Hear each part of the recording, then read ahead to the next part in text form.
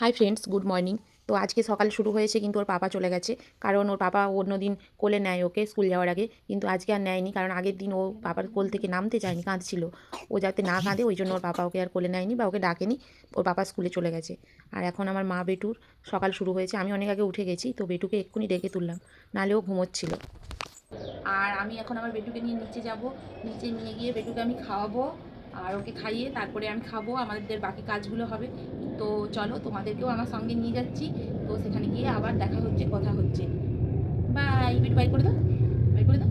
Good morning বলে দাও, good morning, good morning বলে দাও, গুড মর্নিং।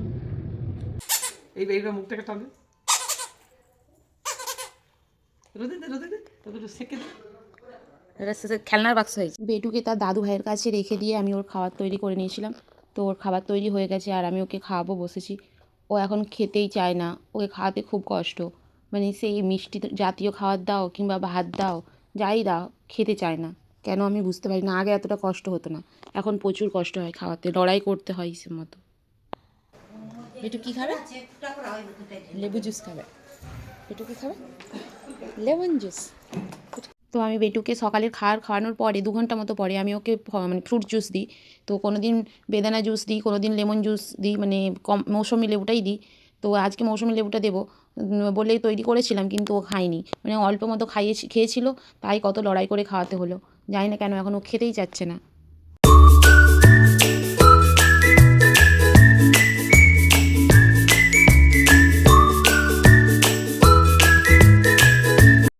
এই যে দেখো, আমার বেটুকে আমি তেল মাখিয়ে দিয়েছি। এবার আমার বেটু চান করবে। মামা চান করবে? মামা চান। বেটু সকাল থেকে কোথায় গেছিল রে? তোকে নিয়ে যায়নি? কাকাই নিয়ে যায়নি তোকে? কাকাই চলে গেছিলো না একা ঘুরতে ঘুরতে? তো বেটুকে চান টান করিয়ে দিয়েছি, আর ওর কাকাইয়ের কাছে দিয়ে চলে এসেছি।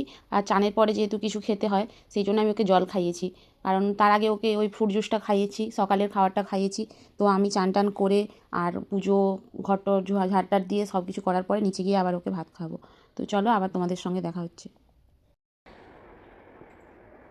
আর আমার চান হয়ে গেছে, পুজো হয়ে গেছে। আর আমি তাড়াতাড়ি করছিলাম, কারণ অনেকটা বেলা হয়ে গেছে।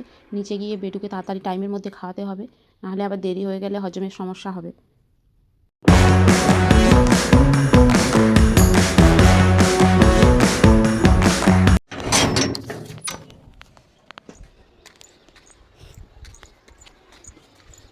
আর হ্যাঁ, আমার জামা কাপড়গুলো মিলতে বাকি ছিল, তাই আমি তাড়াতাড়ি করে জামাগুলো ছাদে মিলে দিয়ে একদম নিচে চলে আসবো। যতটা তাড়াতাড়ি সম্ভব ততটা তাড়াতাড়ি করছি, কারণ আমাকে নিচে যেতে হবে তাড়াতাড়ি করে, নাহলে বেটুর অনেক খাওয়াতে দেরি হয়ে যাবে। খেয়ে চলে এসেছি, আর এখন বাজে 3টে। বেটুকে ফ্রুট খাইয়ে দিয়েছি। তো আমরা এখন একটু রেস্ট নেব বিকেলে, তারপর উঠে তোমাদের সঙ্গে দেখা হচ্ছে। আমার সোনা বাবার শরীরটা ভালো নেই, আবার ঠান্ডা লেগে গেছে। তো নিচে গিয়ে বেটুকে আমি ভাত খাইয়ে দিয়েছিলাম, কিন্তু ও সেরকম খায়নি, একটু অল্প মতো খেয়েছিল। সেই জন্য ওকে খাইয়ে আমি খাওয়ার পরে ওকে আবার একটু কলা খাইয়েছিলাম। তো কলাটাও খুব একটা খায়নি, একটু খেয়েছে। না খেলে তো পেট ভরবে না, সেই জন্য ওকে খাওয়াচ্ছিলাম, চেষ্টা করছিলাম আর কি।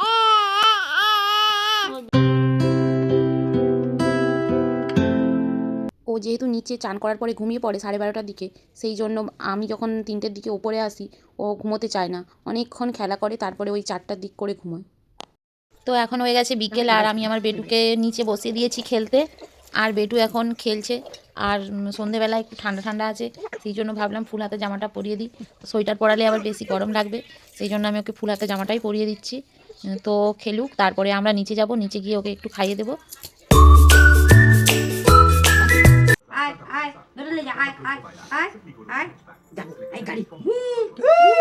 তো আমরা নিচে চলেও এসেছি, আর আমি বেটুকে খাওয়াচ্ছিলাম। ও খেতেই চাচ্ছিল না, এত বদমাশি করছিল। শেষে ওর ঠাম্মি ওকে খাওয়ানোর চেষ্টা করছে। বেটুকে খাইয়ে দিয়েছে তার ঠাম্মি, আর এখন হয়ে গেছে সন্ধে 8টা মতো বাজে। আর আমি গেছিলাম বরকে স্টেশনে আনতে। আর আমার খিদে পাচ্ছিল, সেই জন্য বর আর আমি একটা দোকানে খেতে যাচ্ছিলাম। আর সেখানে আমরা খুব বেশি কিছু খাইনি, পাকোড়া খেয়েছিলাম, চিকেন পকোড়া। তো সেই দোকানটা কম দাম নেয়, কিন্তু খেতে খুব ভালো লাগে। যারা ভিডিওটা দেখবে মিদনাপুরে থাকো, তো তারা একবার খেয়ে দেখতে পারো। Chicken pakora half, chicken pakora half. তো আমরা নিয়েছিলাম হাফ চিকেন পকোড়া। চিকেন পকোড়াগুলো খুব বড় বড় দেয়, অনেকটা করে চিকেনও থাকে। তারপরে ভাবলাম শুধু চিকেন পকোড়া খাবো, আর পেটটা ঠিকঠাক ভরলো না, আর হাজব্যান্ডেরও ভালো লাগেনি চিকেন পকোড়া খেতে, তাই আমরা তারপরে গিয়েছিলাম ওখানে লাড্ডু জিতে পাপড়ি চাট খেতে।